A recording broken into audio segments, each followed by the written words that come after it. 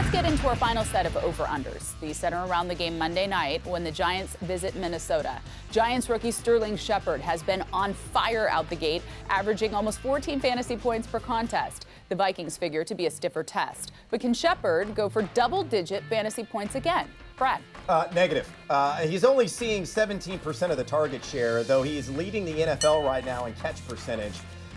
So, I don't think the volume's going to be there. The matchup's just so difficult. I mean, Terrence Newman, who he's likely going to see more often than not, number 9 in passer rating allowed so far this year. So definitely under on Shepard. Andy? Yeah, I'm taking the under as well.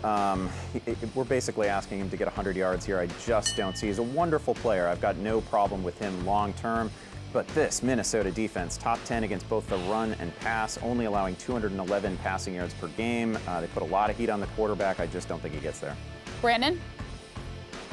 Yeah, let's make it a sweep. I mean, no receiver's gone for more than 76 receiving yards against them. Jordy Nelson, the only one to score. Third lowest yards per attempt to receivers.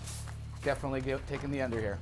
Next one, Jerick McKinnon was thrust into the starting role when Adrian Peterson went down, but the result was much the same from the Vikings run game. He can be a threat in the pass game as well. So can McKinnon find a way to manage 60 combined yards for his owners? Brad?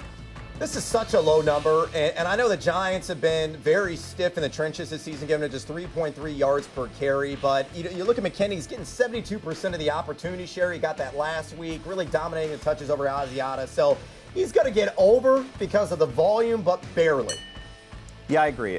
Just on volume, he's going to get there. You look at the touches last week, 17 for McKinnon, only 7 for Asiata. We worried that it was going to be something close to a 50-50 workload split. That's not the case at all. If he gets 17, 18 touches here, he's going to go over this number. Brandon?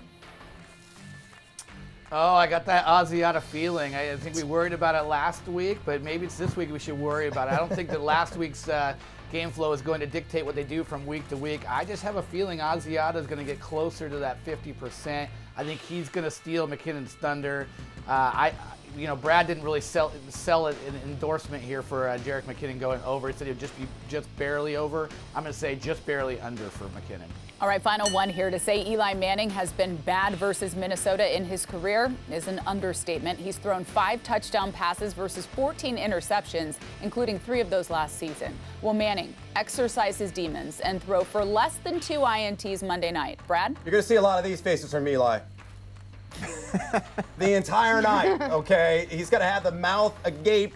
I think he's going to struggle massively in this game. The secondary is giving up to 6.6 yards per attempt. It's going to be a house of horrors there in the new stadium in Minnesota for Eli. So I'm going to say over. I'm going to say 3 total turnovers for him in this game.